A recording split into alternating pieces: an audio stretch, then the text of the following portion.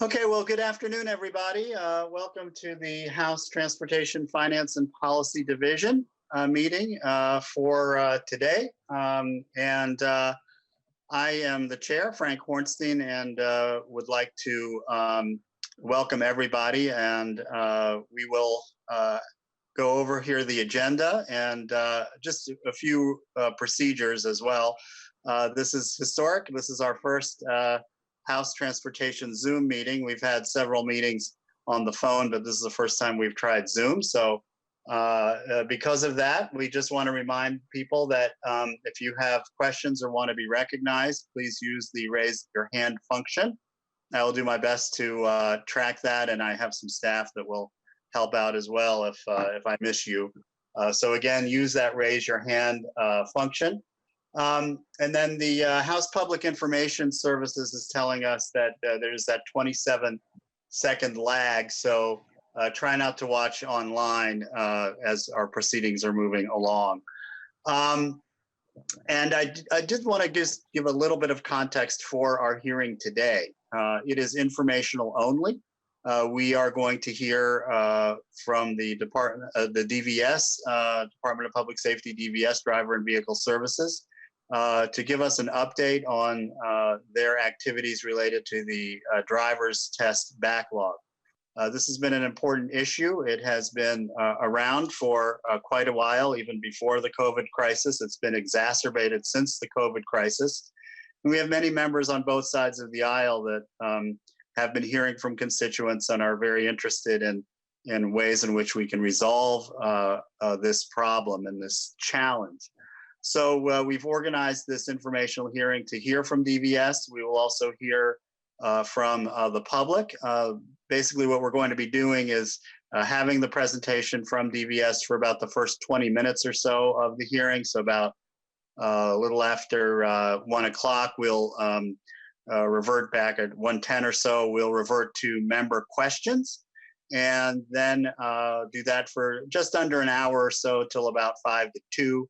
And then spend the last 20 minutes with about 5 or 6 members of the public who wish to testify before the committee. I also want to welcome several senators who are listening in, and they can feel free to ask questions as well and participate, even though this is a House meeting.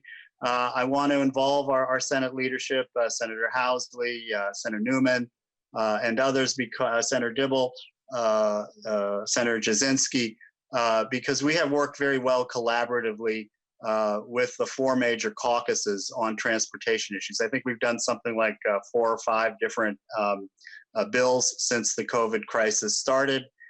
We have a working group that, again, consists of the transportation leadership of the House and Senate Democrats and Senate and House Republican leaders. And we view this hearing as very important as a way to all get up to speed together and inform any legislation that may need to happen as a result of this hearing. So again, with much appreciation for everybody that's joined us, we do have a quorum.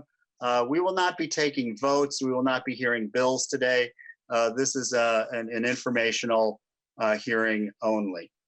So with that, members, I want to call on the Driver and Vehicle Services Division of the Department of Public Safety, who will give us an update on their plan to address CDL and Class D road test backlogs. I understand we have Tim Lino and Emma Corey. Mr. Lino is the Assistant Commissioner of the Department of Public Safety, and Ms. Corey is the Director of Driver and Vehicle Services, and we really appreciate very much your being with us today.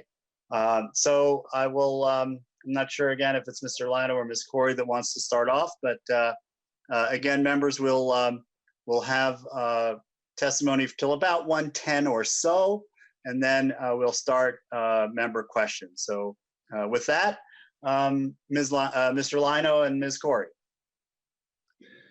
Thank you, Chair and members, for having myself and Director Corey here today. My name is Tim Lino, and I am an Assistant Commissioner for the Minnesota Department of Public Safety. As part of my responsibilities, I oversee driver and vehicle services. I want to start by thanking everyone here for the work done last session already in this special session. I also want to call out the exceptional work of you, Chair Hornstein, and Senate Chair Newman. Thanks to your hard work and the dedication of your legislature, or our legislature, Minnesotans now have an extended driver's license renewal time. They can now renew standard Class D driver's licenses online, have an easier time applying for a real ID, and those with an enhanced driver's license have an easier time proving that their card is actually real ID compliant. As everyone here knows, the issue of Class D behind the wheel exams was a popular topic of discussion before COVID-19. Closing all of our locations was necessary to protect the public and our staff, but did create a backlog of demand as we had to cancel thousands of Class D exams.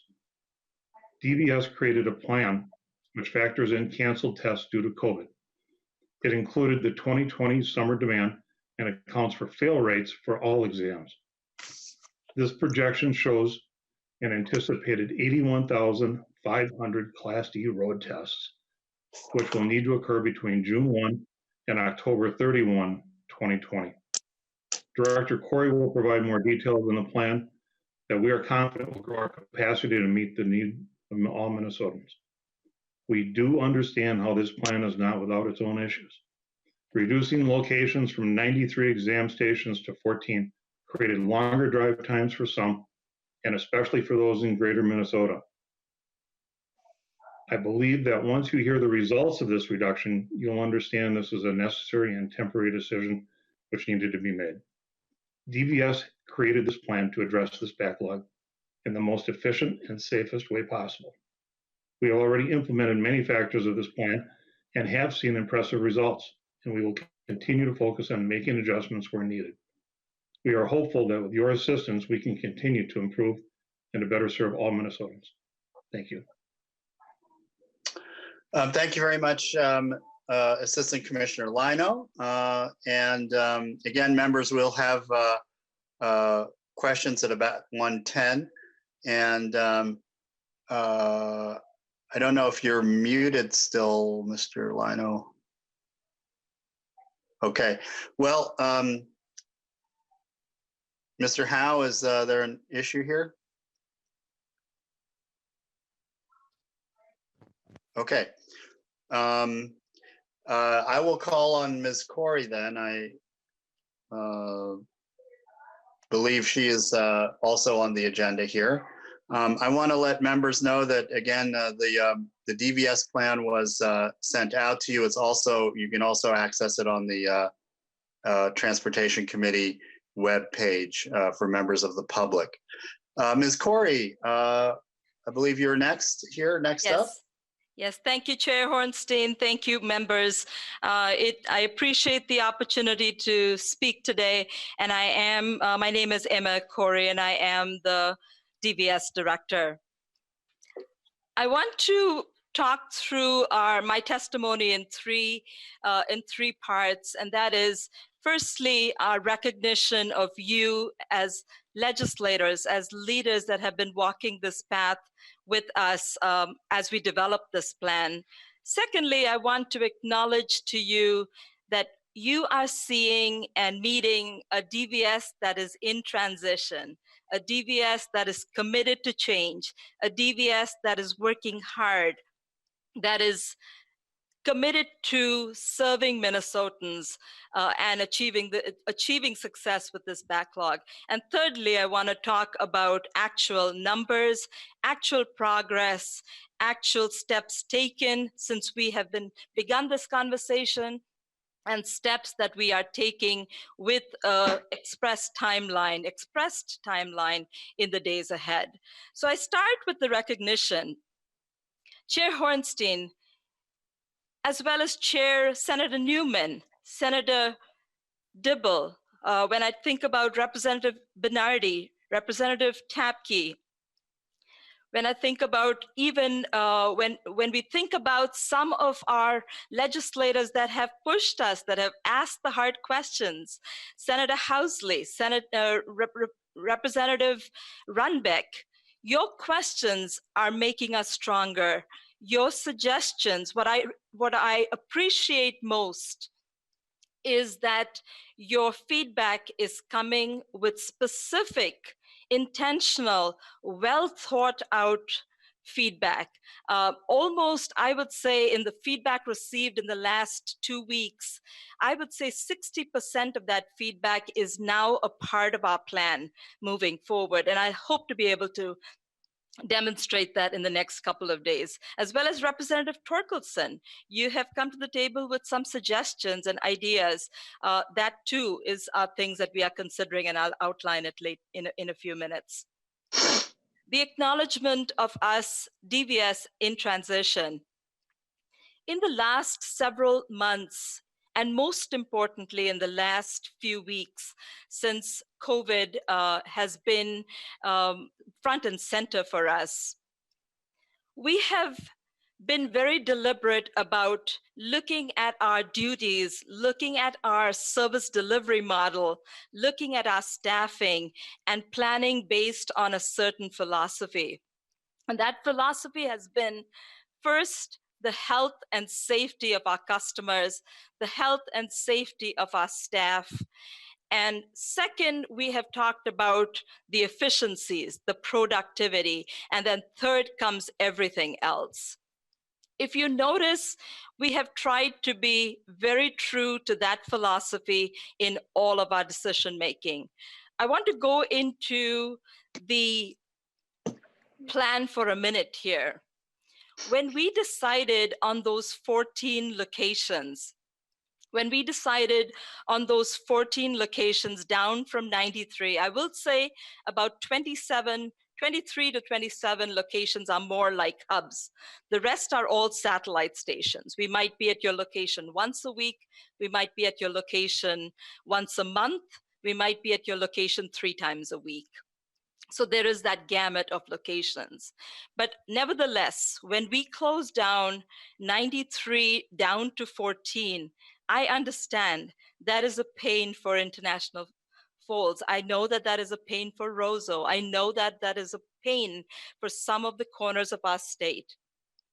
We chose those 14 locations very, very strategically, intentionally, with feedback from staff, with data that talks about our numbers and how many we serve in each of those locations. And if you notice, we tried to keep it in every corner of the state. Why did we go to 14 locations?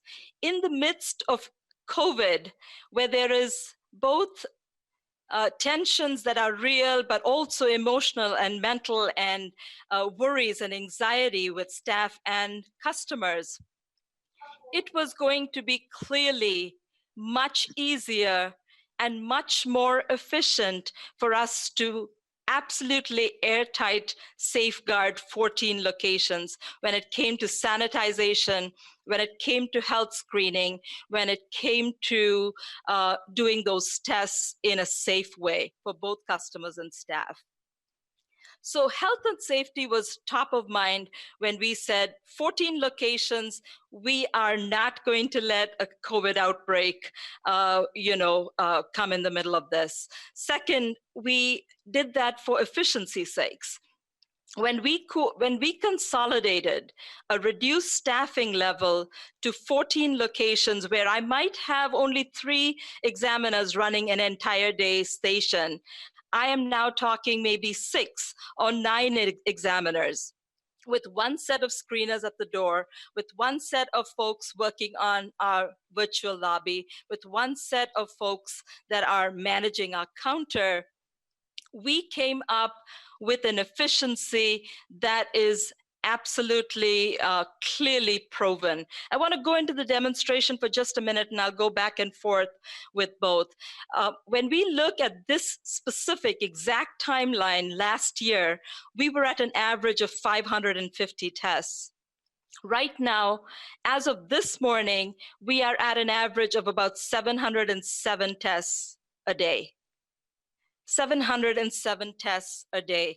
If I look at my numbers as of this morning, we have, out of our 19,041 canceled tests, if I look at the number of tests that have been given in the last few days, and that's about 18 days approximately, we have done 10,515 Class D tests. 10,515 Class D tests. That is, DVS examiners have been in and out of 10,515 customer cars in the past 18 days. So I think the decision of the 14 days, of the 14 locations, is proving to be right for this moment in time, when we are still not out of the woods of a public health emergency. Is this the right model for the long haul? No, it is the right model for right now. We have a set of the next phase already planned and thought through, again, based on data, again, based on demand, again, based on population and availability of staff. We are currently producing and able to do more tests with less staff because of the consolidation.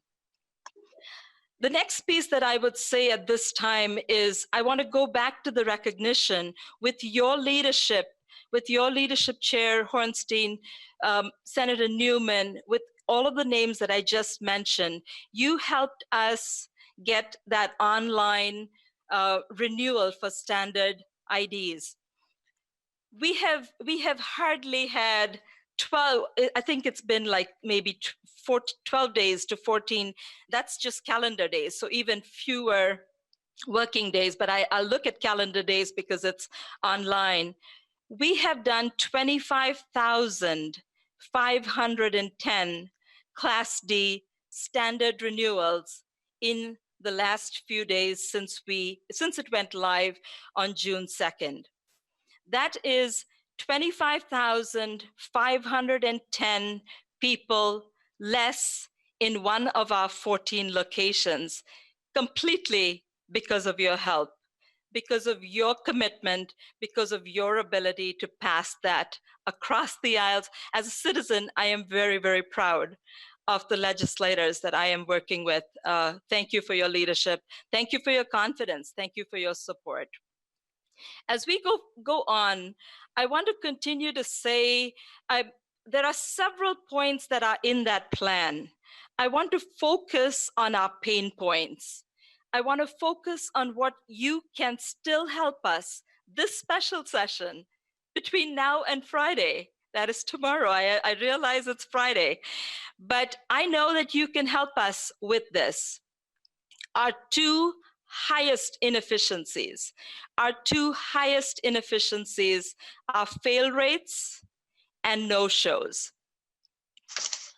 No-shows, we have 26,000 Minnesotans that do not show up for their driver's test, their road test.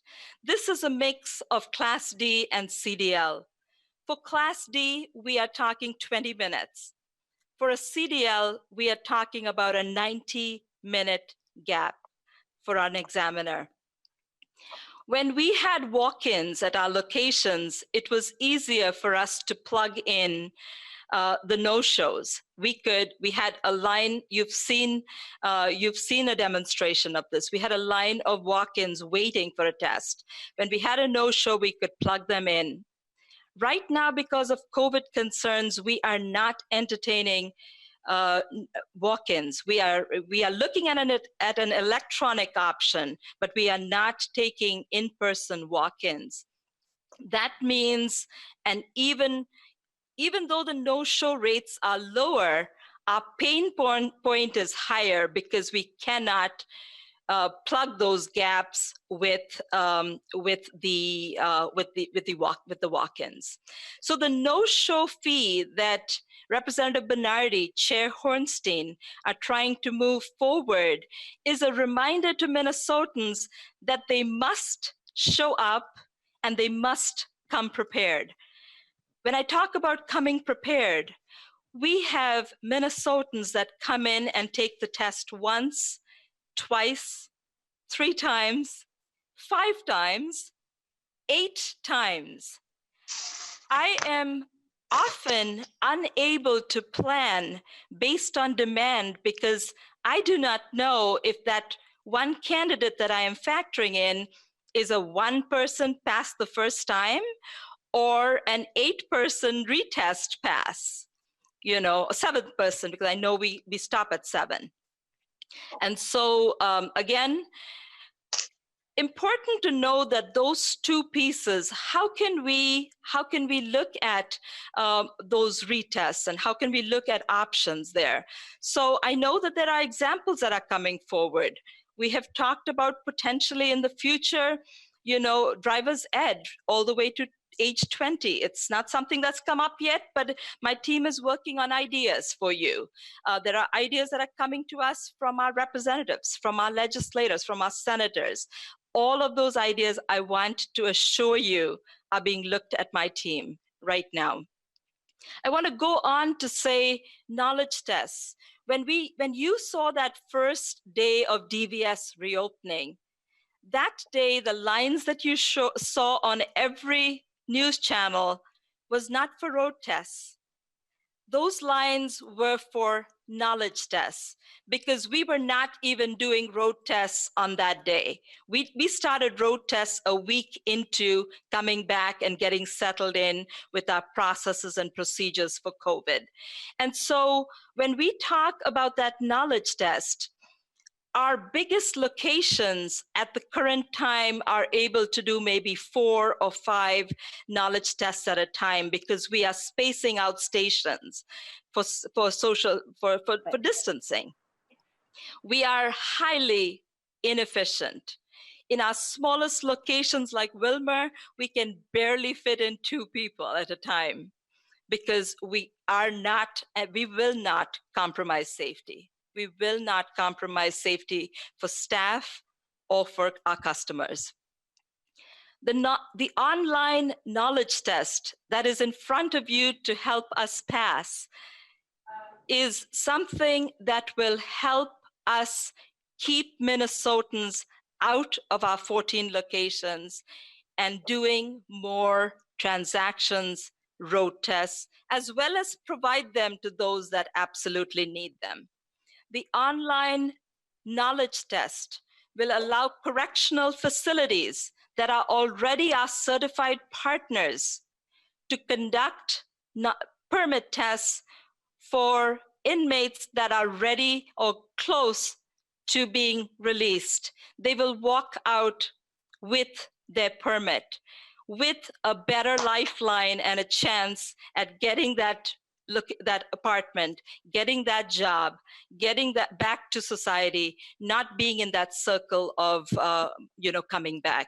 So I hope some of these numbers, these are very few of the numbers that I have in front of me right now. My staff are working hard. I want to just end by saying that there is a staff in our Arden Hills location. Her name is Christina Primo. She is our highest performer, a young 4-year employee with the state. She has done 300. This is a young mom. She has done 366 tests. That is 366 trips in and out of customers' cars in the last 18 days, 18 working days, in order to be one of our highest achievers when it comes to Class D tests. My team is working hard. We are listening. Are we short of your expectations of us? Yes, maybe. I'm certain there are many places that we can do better. But I want you to know that we are looking at ideas that are coming from you. We are looking at ideas like changes to our test, parallel parking and 90-degree backing. They both do a certain, they test a similar skill. Perhaps we are thinking about July 1st, not doing parallel parking. That came from you as ideas.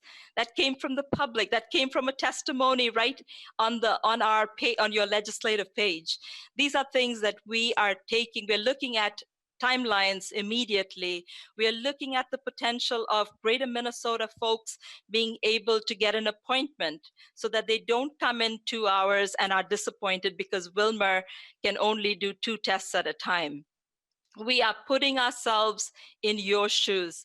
Minnesota, we care. Our examiners, our counter staff, our leaders, our teamwork in DVS. We are a team in transition, but we are working hard. I'll stop there and take questions.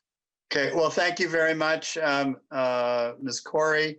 We appreciate your testimony, and I already have a couple of hands up. Again, members, please use your hands function. Lots of hands going up now. And I will call on you in the order that I see your hands. So first we have Representative Cagle, followed by Representative Hausman. Representative Cagle. Thank you, Mr. Chair. And my question was about the online testing. I know when I did my snowmobile endorsement, I was able to do it from my home. And although I'm a big believer in the fact that if you don't know the answer, you should be able to, go somewhere to find it. When you're in a car, I don't think that's really the situation. And so I was just kind of curious about how the online testing will work. Where will they be taken? Is it something that's going to be an open book, or are we expecting, the test takers to actually have that knowledge on hand? Absolutely, Representative Cagle, thank you for the question. Yes, when we start with the online test, if we are able to move forward, we will be able to put this in place within 6 to 8 weeks. Within 6 to 8 weeks, our high school driver education programs and our correctional facilities will be able to offer this test in English, Hmong, Spanish, and Somali in about 8 weeks. We will be able to do it with those languages. And what that will do is these will be proctored tests. These are tests that will be done by partners that we work with right now. But I do want to share a window into what is potentially the future. We are looking at the possibility of down the road, looking at community partners, our deputy registrars, our maybe commercial driving schools. There is an endless amount of possibilities. We want to do the next 3 months with our currently certified partners, and at the 6-month point, look at the potential of perhaps doing this. Here are the potential models. DVS itself could open up the Armory in St. Paul and in Minneapolis, and we could offer with a few staff a proctored test for many folks. As COVID gets released, we're watching those trends. So the possibilities are immense. There is also a feature that we are planning to purchase if we get what we have asked for, and that is a parent proctored test. We will not go there. We are not ready to go there yet, but that capability will be available to us the minute we move forward. We will plan that next step, and we will plan that with you alongside. Okay, thank you. Any follow-up, Representative Cagle? I also have a question about removing parallel parking. I'm not so sure about that, because there's still lots of places where you have to be able to parallel park, and not all cars have the button that you can push and it'll do it for you. So I'm just kind of curious about the thought process behind that, and if then we're gonna see a lot of people who aren't able to do it. Absolutely. Ms. Corey. Thank you, Chair. Representative Cagle. Again, I absolutely agree. When I remember several years ago, I began, after we were married, we were in an apartment, and if I didn't know how to parallel park, that would have been a problem at that point. And so, you're absolutely right. But what we are here, our plan is very informed by our staff in the field. And so what I'm hearing from my staff in the field is, when you think about the 90-degree backing and you think about the skill needed to do that, and the skill needed to do parallel parking, yes, not exactly the same, but you're testing similar skills. And so those are some of the thought processes behind this. You can be assured we will talk through it. We will talk through with partners. I would be willing to hear, to talk with you some more too, as we approach that. Thank you for the question. Thank you. Representative Hausman, and then followed by Representative Runbeck. Representative Hausman. Thank you, Mr. Chair. I wanted to talk about the two things that you referenced as two very large inefficiencies, because some of this backlog, I think, is caused by participants. And you mentioned the number of failed tests, 3 or more. And you mentioned the number of no-shows on appointments. I'm wondering if we have a historic comparison. Do you have some numbers from 5 or 10 years ago to know, are those two problems getting worse, the number of failed tests and the number of no-shows? So Ms. Corey. Thank you, Chair. Representative Hausman, thank you for the question, because actually I wouldn't even have to dig that far back. So I think with our active communication and the media and social media, even from pre-COVID and post-COVID, we are seeing an amazing shift in no-shows. We are down to 10% no-shows in our current 18-day working days post-COVID. So the role of education, the role of communication, the role of our system. So we have, and it's not in the distant past, but I tend not to speak to it because it seems like we implemented that so long ago. And Representative Bernardi reminds me often, your system has changed the way we schedule and also for no-shows. So as we implemented Fast DS, just about a year and a half ago, we have a system that is almost a smart scheduler.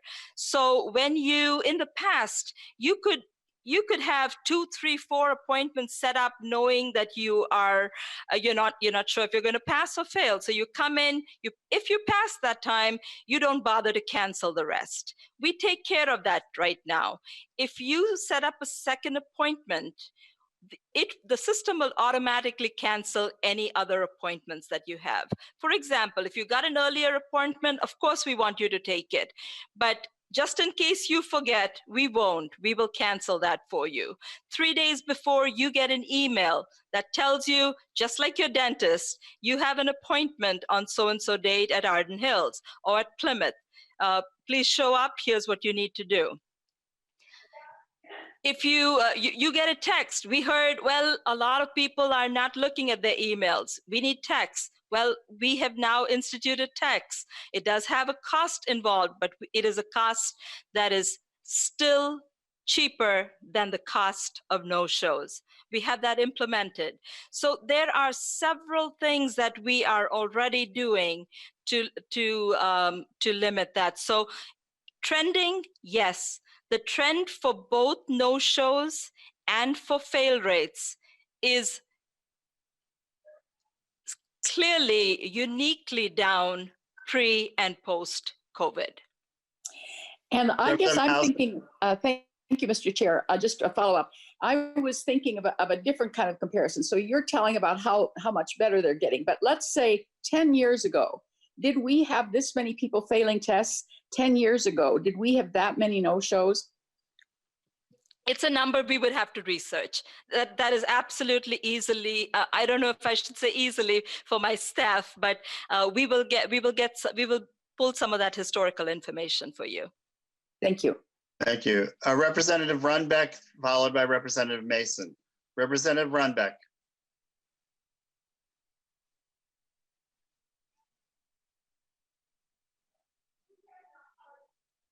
Representative Runbeck, you're probably muted. I see the little drop down. Okay. There you go. All right. Welcome, Representative Runbeck. All right. Thanks, Senator Chair. And Ms. Corey, thank you so much. I mean, I think you guys have really demonstrated a lot of great work and have taken this problem very seriously. So I appreciate that. And well, a few things. The issue of the number of examiners, I guess, seems, I mean, it seems like we have a very finite number. And I'm just curious if in the budget request for 2021, was there a request for money for more examiners? Because that just seems to be a budgetary, ceiling that doesn't seem to make too much sense. Absolutely. So, Representative Runbeck, Chair Hornstein, we are operating, when you look at the number of tests that we do, we are trying to do that number of tests with 117 examiners. Yes, we did ask for staff for one additional exam station, but we are still talking about an increase in a complement of 11, which is not all examiners. And so, yes, it did include it. We did not get all that we were hoping for. I hope to come back for the next session with a plan that demonstrates to you what we as DVS are capable of with staffing levels at least maybe perhaps 3 different points. So short answer to your question, yes, we got an increase in exam staff, and I will clarify to give you the exact number, but I think it was close to 11 people, and that was not all examiners. So yes, we increased that number. We are, it is an intense process to bring in examiners, because we are, it is a 3-month process to make sure that they are coming in, doing the classroom, doing the road, and then doing the mentoring side by side. I am appreciative of my team that takes that training in very seriously. So hopefully that answers that first question. Representative Runbeck, do you have a follow-up? I do have a follow-up. Thank you, Mr. Chair and Ms. Corey. On the matter of, I mean, the numbers look better and better. When I spoke to Katie Knutson not even 2 weeks ago, she said the daily output of tests was 600. Mm-hmm. So, I mean, this is ramping up very, very well. At the same time, I think she and others agree that summertime is the peak season. And most businesses adjust and do things differently in their most busy season. So yes, you've increased hours some, but at what point would you look at, extending even those hours into the evening, extending the Saturday hours? I mean, it seems like that more could be done. Absolutely. Representative Runbeck, again, thank you for your individual, your specific role in supporting creativity and offering ideas. Again, as I said, you offered specific ideas, and for that, that is a relationship, that's a partnership that I absolutely appreciate and will honor and continue to partner with you. So when I think about extended hours, what we have already in our plan is that we will continue the 2 hours, extra hours right now on both sides of the day, from 7 to 5:30 at all 14 locations through October 31st. What we are adding is, starting this Saturday, and that is 2 days from now, Plymouth, Eagan, and Arden Hills will be open 8 to noon at each of those locations. When it comes to July 13th, we are intending to move to having at least one Saturday each month in all of the other 11 locations, so that we are not for a minute, I'm very cognizant of Greater Minnesota and our customers in Greater Minnesota. It is not lost on me when I had the opportunity to talk with Jason. I hope he is on the call today, but I took some notes from him. He had some comments. He's with the League of Greater Minnesota Cities. And he said, Emma, a lot of these locations did not know y'all were opening. And I said, that's not okay. We will get a letter. There's a letter that's going out today in response to my conversation with him to all the locations that have not been open, saying, we may not have answers. We do not know when your location will open because of this, and this reason, but you have our commitment that we will be in touch with you, that we will communicate with you. He has talked about the distance between Roseau and our, the distance that folks are traveling right now. It is not lost on me. But again, we are talking with customers in those areas, with staff in those areas. Staff are telling us, yes, they are not happy about driving, but they are thanking us for being open. They are thanking us for not allowing us to come in without a temperature check. They are thanking us for the virtual lobby that allows us to come and scan a QR code and then go sit in our car and not be bunched up outside our doors. We are thinking about staff and we're thinking about customers. When my staff see a line that is wrapped around my building, do you think they can give their best? They are stressed. The virtual lobby thinks about that. The virtual lobby allows a customer to check in and go and sit in their car and know that they are not forgotten. It helps customers, it helps staff. DVS is working intentionally, working hard, listening to stakeholders, listening to critics, listening to customers that are frustrated, and incorporating their feedback into our solutions. Thank you. Representative Runbeck, did you have one more question? Just one comment. I'll let others go with their questions, but I guess I'm still a little bit puzzled why the hours aren't extended. I mean, most people do business all day Saturday, and why wouldn't that be possible? So thank you. Okay, thank you very much, Representative Runbeck. We have Representative Mason and then Representative Torkelson after that. Representative Mason. Thank you, Mr. Chair, and this is for Ms. Corey. Just a follow-up on the incredible numbers of no-shows and failures. Before you shut down for COVID, were you doing reminders as well before then? Yes.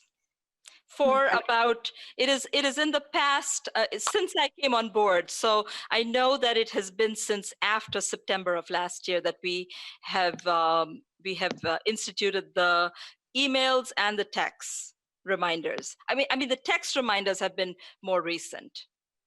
Okay, I just find that just astounding. And then as far as the failures, and I know many of our schools no longer do the driver testing, which is the way that I went through it. You did that and you are ready to go when you turn 16. So is that part of the problem? And we did have some letters that I thought were interesting about the failures for immigrants as well, and the lack of maybe communication because their English might not be as good as it could be to understand.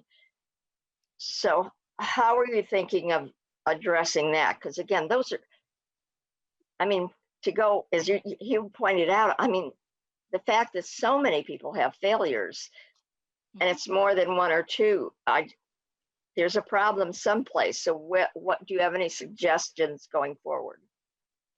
Ms. Corey.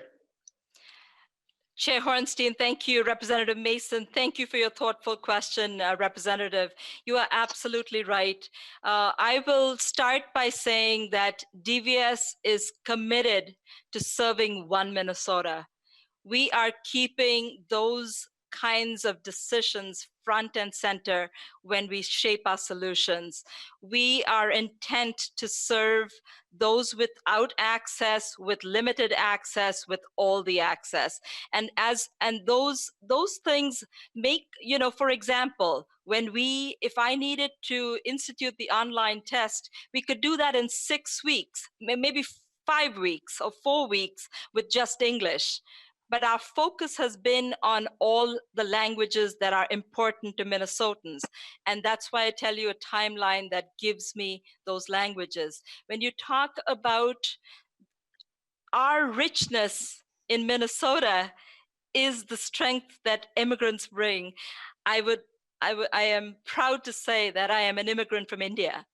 And I have, at this point, lived almost half my life in India and half my life here in the U.S. And so when it comes to our immigrants, we are able to, with not much of a shift, we are able to serve those communities and serve them in a way that is actually impactful. So, answer to your question, what we are thinking about doing is we are thinking about partnering with our deed partners. There are deed partners that pay millions of dollars on workforce readiness. Why can't some of those dollars go to driver ed? Why can't that be part of the solution? So I am, it is on my radar to talk with Commissioner Grove and see how might we partner. One good step forward might be the online test is provided at the urban leagues and the clues and the Mercado Central and at locations where the communities populate, and that they can see that DVS cares. We are talking about a post conference at the end of your test. We have talked about examiners taking the time, even though time is tight. We are telling examiners, if you have a fail, take that extra 5 minutes, ask the instructor to come. If there is a language issue, have the instructor come or the parent come and listen to your feedback to the candidate, because the candidate is bummed they just failed. They're not hearing you. So talk to the accompanying adult or instructor and tell them what failed them. So we care enough to come up with solutions that will and are making a difference. Okay, thank you. And so we have several more members have raised their hand. We have Representative Torkelson, followed by Representative Joachim. Representative Torkelson.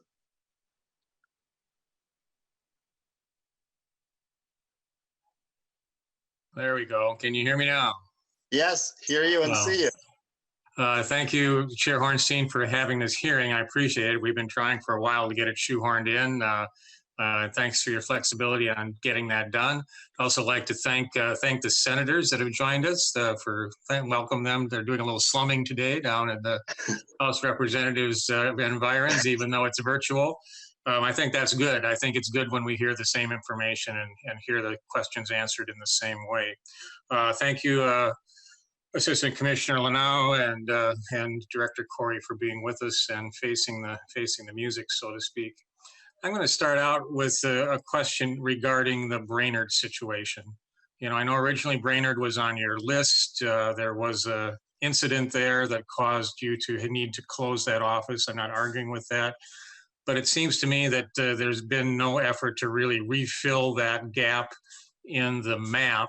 And that has resulted in some folks driving a long, long way to get these services. Can you explain to me what happened there and how you intend to address that gap? Absolutely, Representative Torkelson. Chair Hornstein, thank you. Yes, Brainerd was on our list for a first phase, a second phase station. There was a city hall fire, and that was on that first day. We were supposed to begin to run road tests the next day. It is one of our lightly staffed stations. And so since that time, at that point, we did close immediately because of, smoke odors and things like that. And we redeployed those staff, one to Duluth, one to Duluth because they were supporting someone who was going to be going out on military leave, and then a second examiner that was going to St. Cloud to support the efforts in St. Cloud. That was already making a difference to the St. Cloud location. So with those two examiners out of the equation, Brainerd now becomes a highly inefficient location for us to open up. Is it on our radar because it is such a highly populated and high performing location? Yes. But is it one that we are able to open at the current time? No. And what I would say to that is, as my report says, right now we have only about a third of our appointments open. The reason why we have only a third of our appointments open, and we are having that frustration from the public saying that, I cannot see anything open for the next 6 months. Well, 2/3 are still open, but that doesn't help the public. The public doesn't know that, and neither do you. So what we are doing now is we are moving to a model that goes to opening up 50%, but maybe even 70% by next week of the appointments. This is a good time to set up appointments. So opening up 50 to 70% of our appointments. Go back to the Brainerd example. So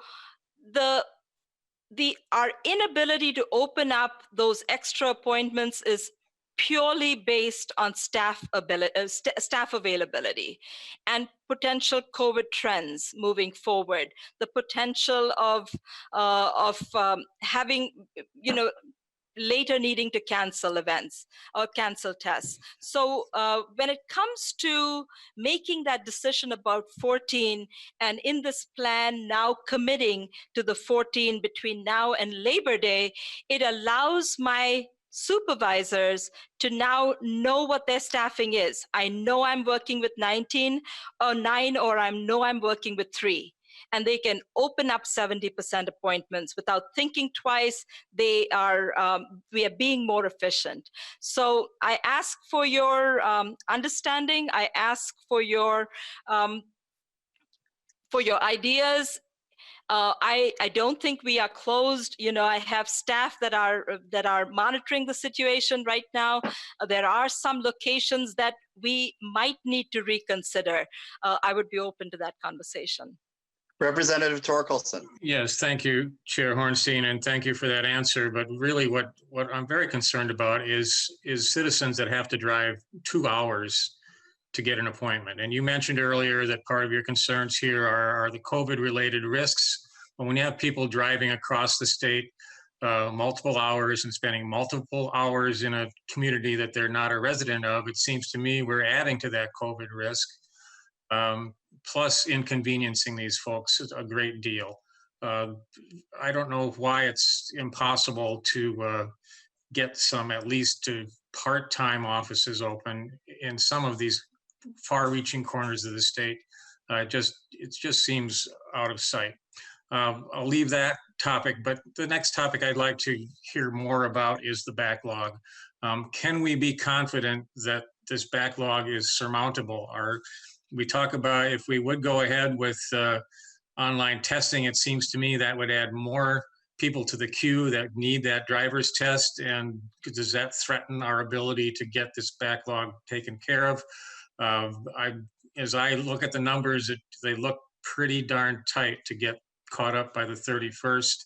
Can you do it? Will it happen? Ms. Corey. Thank you, Chair Hornstein, Representative Torkelson. So again, I will say that what I have outlined in this plan, we will deliver. We will deliver for you. We will deliver for Minnesota. We might over-deliver. We will not under-deliver on this plan. So this plan is taking into control, and taking into consideration actual tests canceled. So if you look at let's take Class D. We're not talking CDL. We're not talking motorcycle. We're not talking knowledge tests or transactions, because we do all of that as well. But if we take just Class D, real-time tests canceled was 19,000.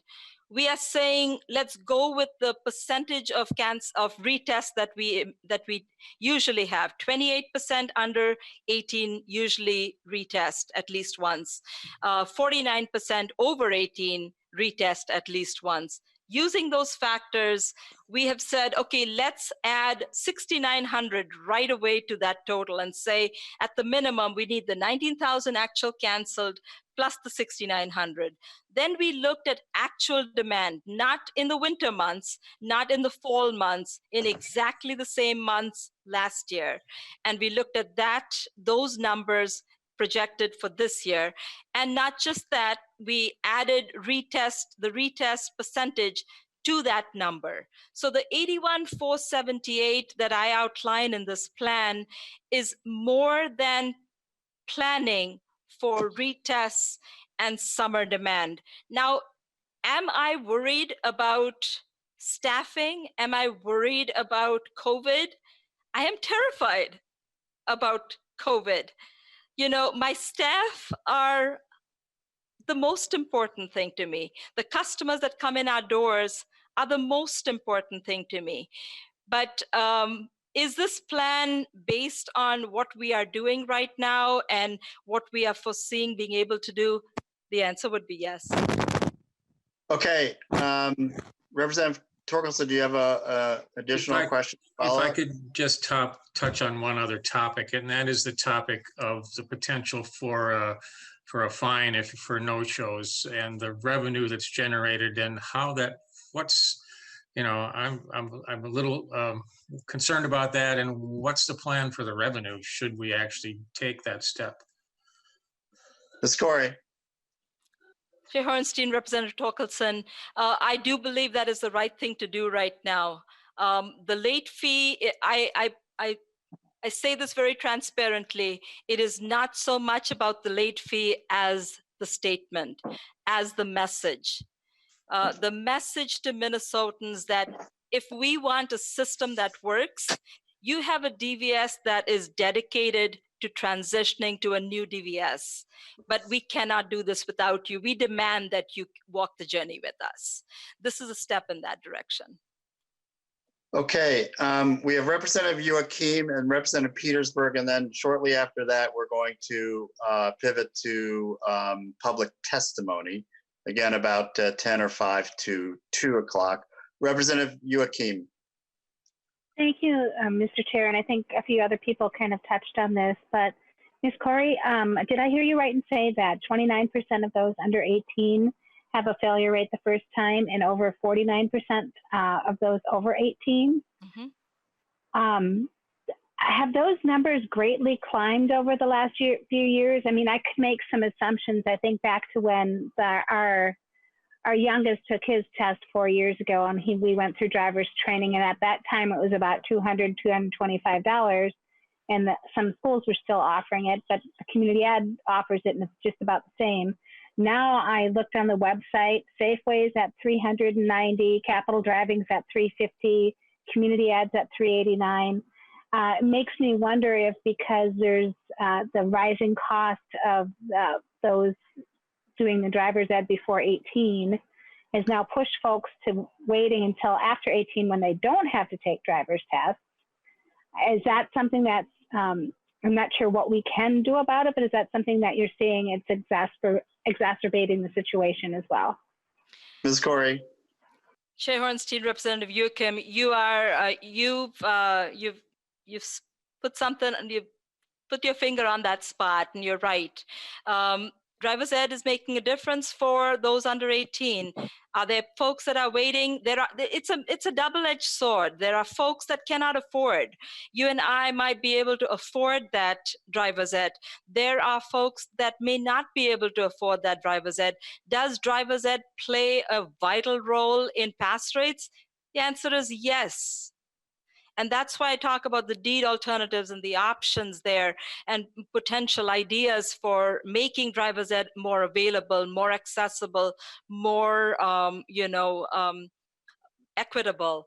And but those have been, there is a clear demarcation between under 18 and over 18. Magically at over 18, you do not need to have driver's ed. Mr. Chair? Joachim, do you have a follow-up? Yeah, just quick follow-up. Thank you, and thank you for talking about the equity piece, because I am truly concerned about that and accessibility. What we are seeing now is because those rising costs, it's hard to get to driver's ed. Kids are pushing it off because of the cost, and we're also seeing our services get strained, and our staffing and time and money budgets get strained because of it. So that may be something we have to dig into next session. I agree. Thank you. I would be. Go ahead, Ms. Corey. Did you want to say? Okay, thank you. Okay. Our last member on the list is Representative Petersburg. So if anyone wants to ask a question, please raise your hand now, and we'll have Representative Petersburg proceed. Thank you, Mr. Chair. This one kind of gets back to the idea of what we're doing with the timing of our open slots as well as the no-shows. Now, I know that in the past there had been a policy of reserving some of the slots for driver's education businesses and so forth that we no longer are doing. And I'm wondering if that was one of the reasons why it dropped from 26 or whatever it was to what it is now. And the other piece for us to consider is when there was a perception out there of lack of dependability. Oftentimes, I think people might get one spot reserved in one town, another spot later in case their child didn't pass the other one. Are we doing a good job of connecting from one district to the other or one office to the other so that they get canceled if they get passed another one? And will that help with this idea? Because otherwise, by holding slots open that we may or may not use later and we're not dealing with as much walk-ins, we're just kind of exacerbating the reduction of spots available. So that's a comment that I'm wondering if there might be, Ms. Corey might choose to talk about. Ms. Corey. Chair Hornstein, Representative Petersburg, I can't, I was distracted by your background, that awesome building. I had the opportunity to work in that building, and what an awesome backdrop, by the way. And so to your question, absolutely. The FAST system is allowing us to keep track of all of those pieces. So in the past, you're absolutely right. There was even to the next step, which is, yes, Junior was setting up an appointment here and an appointment there, but Mom and Dad were setting up appointments. And so when Junior passed, all these other appointments, maybe in several locations, might have been no-shows. The system, regardless, it is seamless for all our exam stations. It is a smart system that cancels behind. It kicks out email reminders. It effectuates our texting reminders, and it gives me data like nothing you can believe. I mean, I have time as of this time, real-time number of tests as of when we started. So it is yes. Short answer is yes. Okay, thank you. We have one last question. Chairman Newman has joined us. Chair Newman, it's so wonderful to have you with us, and appreciate so much you're taking the time. And again, I'll just thank him for his partnership. We continue to work very well together, and we met earlier this week, in fact, with our transportation leads, our working group, and appreciate his presence so much. Senator Newman. Thank you, Mr. Chairman, and to the members of the House Transportation Committee. Thank you for allowing us to join Senator Dibble and myself. Truly appreciate it. And recognizing that I'm a guest here, I'm going to ask a question, I'm going to Ms. Corey, and it's two questions, and the answers can be fairly brief. Because I know that Chair Hornstein wants to get to some public testimony. But your plan, Ms. Corey, includes not only online knowledge testing, but it also includes third-party testing for CDLs. You have not mentioned that yet in your testimony today. Could you give us an idea of the importance of third-party testing to the successful completion of your plan? And the second question is, if third-party testing and or the online knowledge testing is not completed within this special session, given the shortness of our time, what would that have on the effectiveness of your plan? And if you could quantify it somehow in terms of it'll delay us by a month or 2 months, or delay us by a certain number of testers, but just quantify it for us if you might. Thank you, Ms. Corey. Chair Hornstein, Chair Newman, I would be remiss if I did not say that I have always appreciated you for something very specific. On the first time when I testified in front of your committee, you had you sent me an email with guidance and advice that I really appreciated, and I'm a fan if you did not know that. So thank you for your continued support. But I want to just respond to both your points. When it comes to third-party CDL testing, yes, DVS is open. DVS is ready to walk into that arena. And I will tell you why. There is a distinct difference between CDL third-party testing and Class D third-party testing. My concerns, the concerns of my team and my leadership team and my staff and my field staff, is majorly around conflict of interest and fraud that we have seen and experienced and helped unravel in recent months and years. And so I say that we are ready for CDL third-party testing as an opportunity to try this in a way that would make us more efficient. It's because the conflict of interest is removed by virtue of our CDL federal regulations. The CDL regulations at the federal level clearly separate training and testing. It is getting to the heart of DVS's concerns with third-party testing. That allows us to go down that path. Secondly, when you talk about efficiency, if we went to CDL third-party testing, yes, it will be a pressure on us. We might begin to see gains in month 2, month 3, 6 months, a year down, and then into the future. Upfront, it will be an investment. We will need to train, we will need to certify, we will need to continuously audit. And so, yes, but that is an area that I would like to go to, because think about it this way. One CDL test is 90 minutes. I can do 4 Class D tests in the time of one CDL and still have time left over. And so CDL third-party testing is something that we would be willing to consider. I have been working strongly and side by side with my AFSCME partners.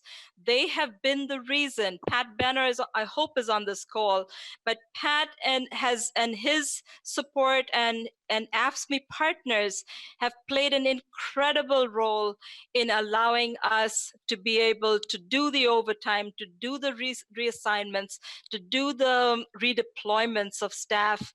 And they understand that what we are concerned about is that if CDL third party just goes through with Class D in it, that would be against our what we believe to be the right thing for Minnesota at this time.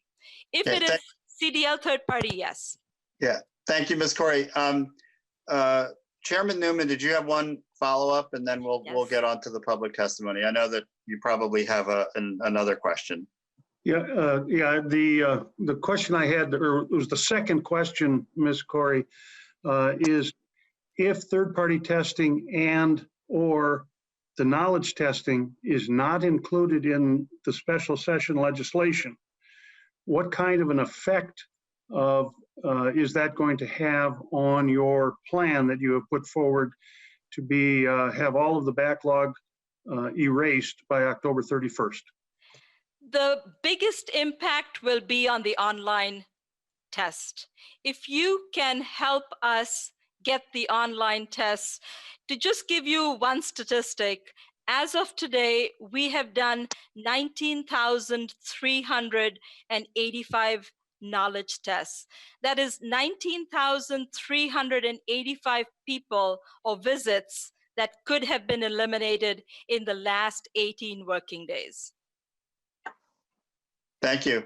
Thank you, Mr. Chairman. I appreciate it very much. Yeah, thank you so much, Chair Newman, and we will be in touch. And please feel free to stick around for the public testimony, if you will. Okay, members, we're going to.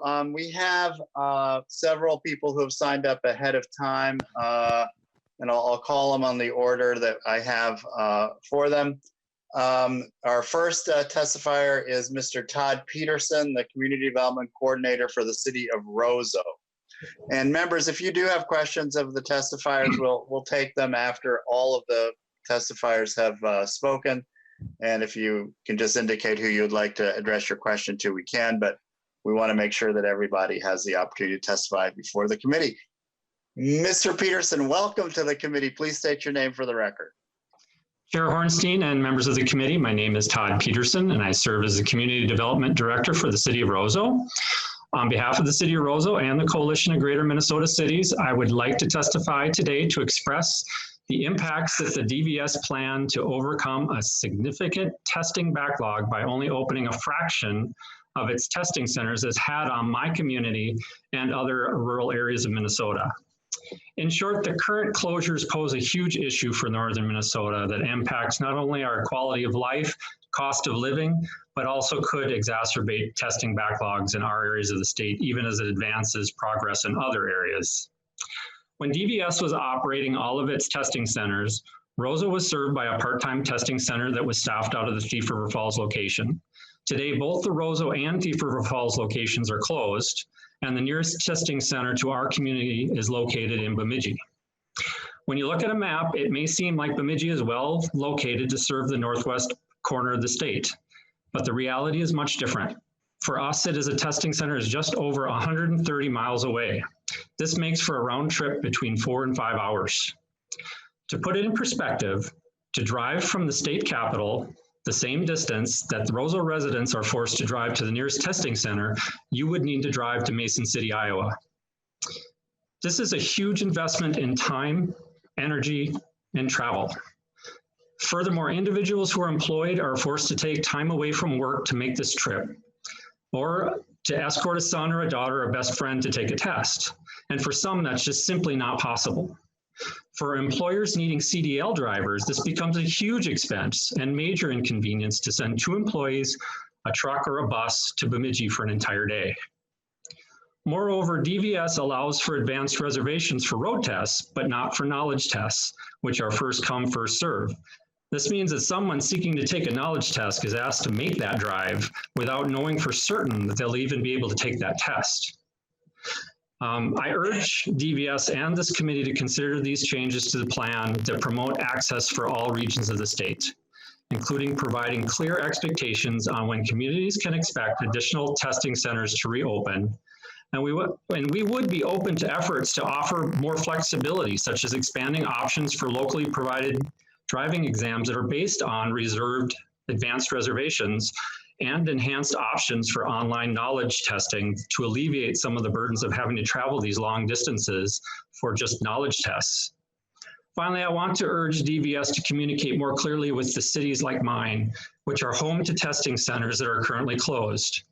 In our case, city leaders have received no communication to tell us what to expect related to our local testing center. In fact, the testing center in Roseau is located in my building, and I have still never received communication about its fate. Thank you. Thank you, Chairman, and thank you, committee members.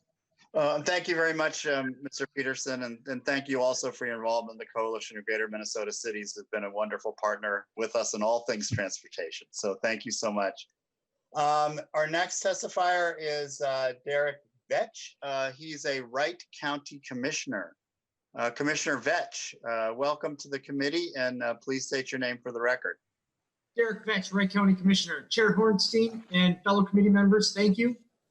It wasn't too long ago that a person in Minnesota could get an appointment 2 weeks in advance and only need to travel 30 to 40 minutes to take a written or road test in the state.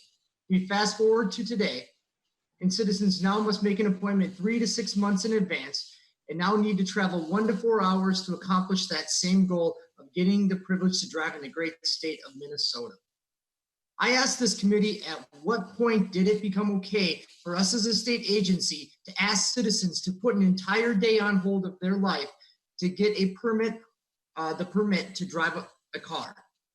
Testing accessibility has been a growing issue in Wright County and all over Minnesota for the past 5 years. This pandemic has only amplified this issue. Rewind to just 12 months ago, an individual reached out to me that they were complaining at the fact that they were 4 months out to get a driver's license appointment. The state's answer to this problem with the pandemic is to consolidate testing facilities in an attempt to create more efficiencies. However, these efficiencies come at a great cost to citizens of the state. I would challenge this committee to ask DPS what metrics were used to determine which testing centers were to be open. Many pieces of legislation and changes have been proposed to correct this issue. One in particular is House File 3300. This bill would have allowed counties the option to provide testing services through Deputy Registrar's Office. It would have also been funded by allowing a small fee on testing to be assessed to accommodate the associated expenses. As the 10th largest county in the state of Minnesota, Wright County strongly asks that action be taken to improve accessibility and equity to written and road tests in our county and across the state. We also ask that legislation like House File 3300 and other similar bills be considered when making corrective actions to this problem. I thank this committee for your time and your commitment to fixing this problem and for the citizens of Minnesota. Thank you. Thank you very much, Commissioner Vetch. We really appreciate your being here and your testimony. Thank you. Next on the list is Pat Benner from the American Federation of State, County, and Municipal Employees. Mr. Benner, welcome to the committee. Please state your name for the record. Thank you, Mr. Chair. For the record, my name is Pat Benner, and I'm a legislative representative for AFSCME Council 5. I'm here today to offer our thoughts of support for the majority of the DBS recommendations to the legislature, as well as our endorsement of the steps DBS has already taken to make headway into the backlog of road exams. We feel that allowing Class D permit testers to take the test online would alleviate some of the demand for services at DBS testing stations and could permanently improve the amount of travel people in greater Minnesota need to do to get their driver's permit. We support the proposal to add no-show fees for license applicants, as the COVID-19 pandemic has required the department to suspend walk-in service for driver's exams. We also support the proposal to codify into statute the prohibition in reserving testing slots for driving schools. And I know that was a Senate proposal. I don't know if it was incorporated into the DBS proposal. Additionally, we'd like to remind the committee of our previous opposition to third-party testing for behind-the-wheel license exams. And that opposition does apply to the proposal to expand third-party testing for CDL road exams. We have some concerns about the cost to the taxpayers and how much they already spend out of pocket to utilize driver's education, let alone how much the tests would cost to the applicant. We have concerns about privatizing any service that pertains to public safety. We have some of the safest roads in the country, in no small part due to the state stance that driving is a privilege awarded to those that demonstrate they can handle the responsibility. Finally, we oppose the position that the solution for chronically underfunding a government service justifies its privatization.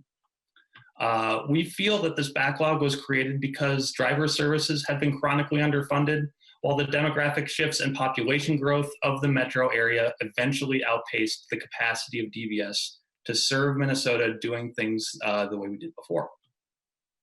However, we feel the recent appropriations to the department in 2019 and the plan laid out for you today and back in May will meet the demands of Minnesotans and get everyone on the road without privatizing public services. And while this proposal falls outside the scope of what we're going to talk about today, improving access to affordable driver's education would significantly improve the success rates of our young people and reduce the number of retests needed across the state. DVS presented a plan in early May to the legislature. That was the result of collaborative work between AFSCME members and the department. Our workers began implementing that plan, and today we are happy to say that the early results are promising. Our examiners had been working overtime before the COVID pandemic hit Minnesota in March.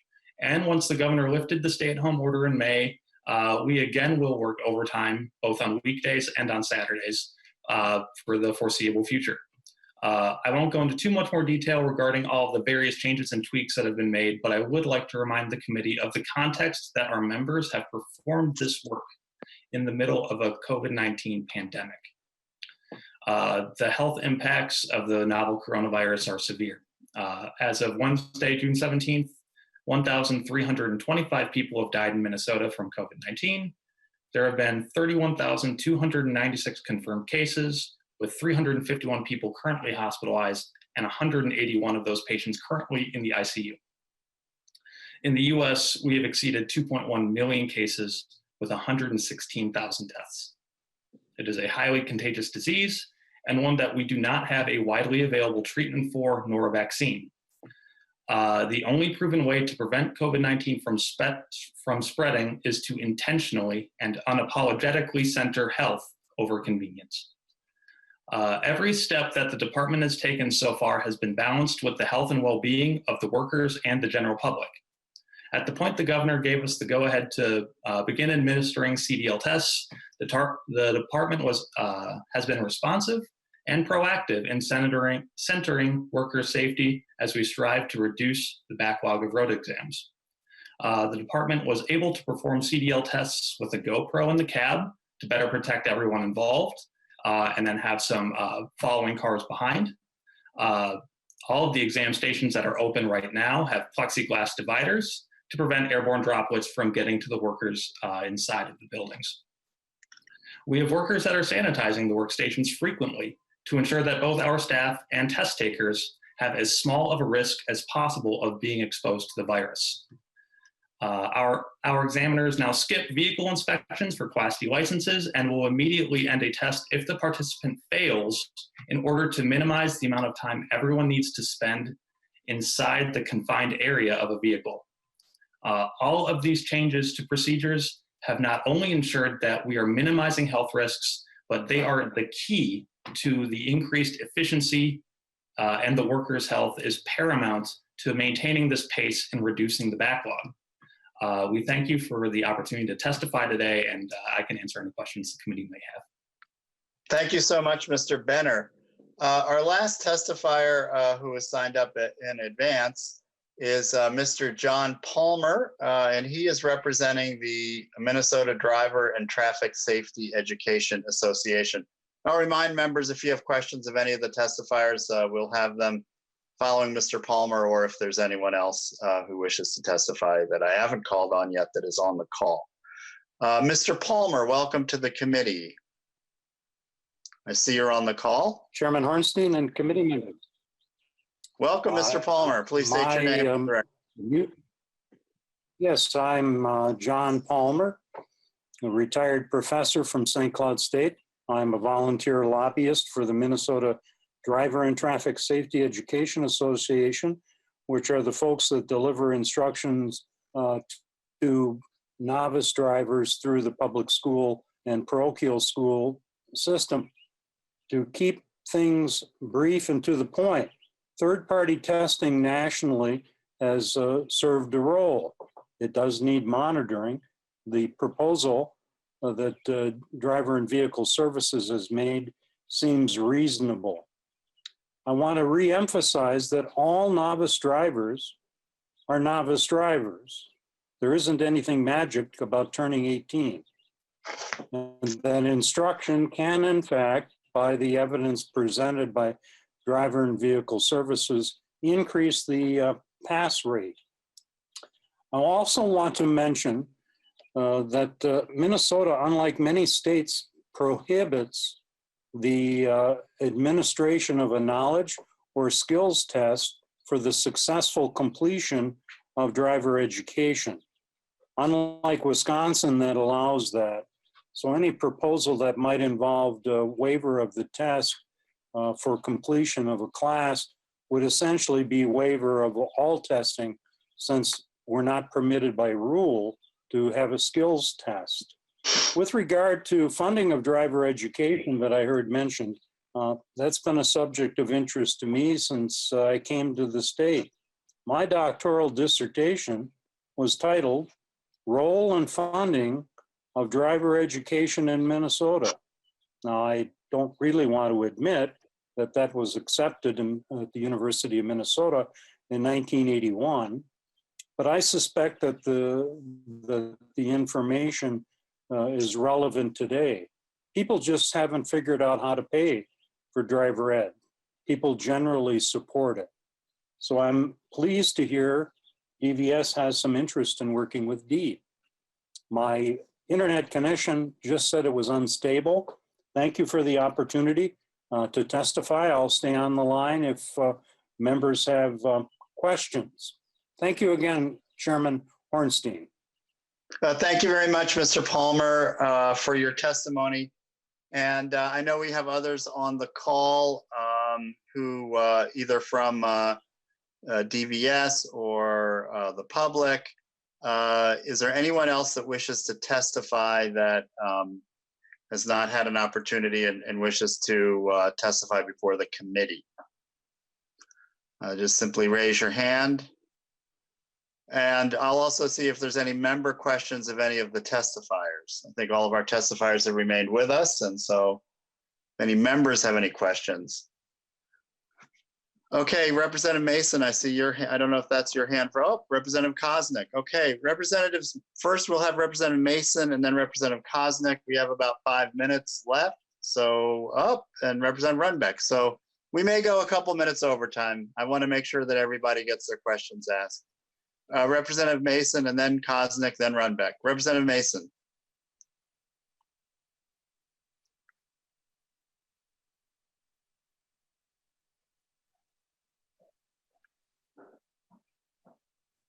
Representative Mason, you're muted. You have to unmute yourself, please. Thank you. Sorry about that. Okay, this has to do with the drive time to test sites. And I have to tell you, I'm originally from Ohio. When I turned 16, immediately I took my driver's test, and I was fortunate that my street was used for the testing. So that whoever was doing, the guy that was with me, he knew who I was. Even if I didn't know him, he knew me. And then, I've been fortunate. I've lived in Eagan all the time. So again, that test site is 10 minutes away. I cannot fathom that we cannot do better than having people drive hours. I mean, that to me is totally unacceptable.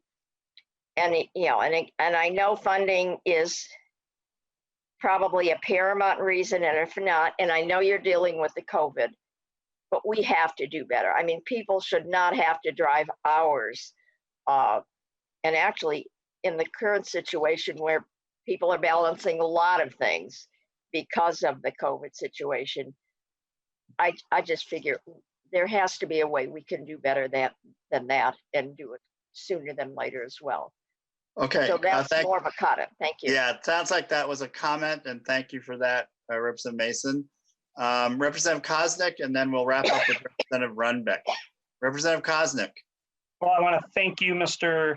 Chair, for following through on your commitment to address this during special session. We've got a lot going on, so initially I probably wasn't as excited to have this informational hearing as we were during normal session. But I think it's important, and it's important to recognize a lot of what's been said today, while very valuable, isn't necessarily new, but I think we're drawing towards more consensus. It's great to have some of the senators here, and they were working on a little bit more robust bill than what we had, and I certainly understand the differences. But Director Corey, I appreciate the plan that you've submitted and a lot of the additional ideas that require legislative action. I think we're pretty close, and with the Representative Joachim brings up some interesting issues that I think we can try to work through, recognizing that essentially we have a duty to provide a basic service to our constituents across the state. The gentleman from Roseau, I appreciate your concerns, but I'll have you know, as a suburban legislator, we've got constituents that are driving to Grand Rapids to get testing.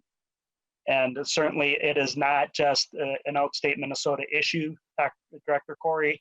I think my comments that I made during legislative session were quite strong and direct, and I feel that they've been heard. I appreciate the efforts that you're making. And so, Mr. Chair, I just appreciate the hearing and know that our members that, I think we're pretty close on this. The biggest sticking thing probably is the third-party testing. And Mr. Palmer gave some testimony that maybe that's something that we can work through. I recognize our friends that asked me if that's kind of the barrier, kind of a union thing, if there's something that we could work through, Mr. Benner. But I understand those issues as well. So I think we're close, but the public needs to know that a lot of the issues that we've discussed today, some of the solutions we offered as amendments during session, Mr. Chair. And now we certainly recognize, because the COVID impact has exacerbated the problem that was already there. And so I would hope that we can continue to make some progress. And I just wanted to make those comments that I think we're kind of close to working some of this stuff out, but doesn't quite cut it. But I appreciate the efforts, continued efforts of both the members and Director Corey. That our constituents, we deserve, this is a basic function of government to just provide a license to ride on, drive on our roads, and safety is should be the paramount purpose of that. And so I think we need to continue to strive to deliver that basic function. Thank you, Representative Koznick. Thanks for your involvement in this issue as well. Our last member comment or question comes from Representative Runbeck. Representative Runbeck? Thank you, Mr. Chair. Can you hear me? Yes. Oh, okay. And I would echo the comments of Representative Mason and Representative Koznick. I mean, they were probably more final comments than mine. I agree with them both heartily. I do think that it feels to me like the numbers are going to be hard to make, Ms. Corey. So I am hopeful, Mr. Chair, that we would be able to have a follow-up hearing 4 weeks down the road, 6 weeks down the road, something like that. I think we need to be on top of it. I mean, it's the public's expecting a lot, and we need to do our part. So if you could help us with that, Mr. Chair, the follow-up here, that'd be great. Yeah. Well, Thank Representative Runbeck, that was a great transition to what I wanted to say at the end. So thank you for that. I first of all want to thank all of the members and those from the public, the folks from DVS and DPS that have been here today. Many thanks to all of you for making this hearing a success. And Representative Runbeck, you've hit the nail on the head. I think that Senator Newman and Representative Torkelson and Senator Dibble and I, when we huddled earlier this week, we did identify 4 specific policies that may be considered for possible legislation. I think 3 of those 4 are in a bill that Representative Bernardi, I think, has officially introduced. If it wasn't introduced yesterday, it'll be introduced today. And so we will continue to work together on a bipartisan and bicameral basis. And, it does seem that there's likely the need for some legislative action here. And, we will make sure that, we can meet, and certainly a bill hearing would be potentially in order. But again, we want to find, as we have done in the past successfully, find those areas of common ground and then act. And it seems to be that there are several areas that we can address together with all of the different stakeholders, whether it's Greater Minnesota cities or DVS or the folks that work in the testing centers, and of course our constituents, the many parents that have written or called us about this issue. So, so I think Representative Runbeck, yes, we will have additional hearings. We'll have likely legislation, and I think this is a really important jumping off point for that effort. And I do believe that we've had some improvements as things have gone along. And Ms. Corey, I appreciate your efforts and the well-organized and informative report that you have given us. So with that, we will stay in touch. I'm going to certainly be contacting our Senate partners in very short order, and we'll evaluate this hearing. And obviously, anyone on our committee, please feel free to contact me with your ideas and questions. And we will continue to move forward together.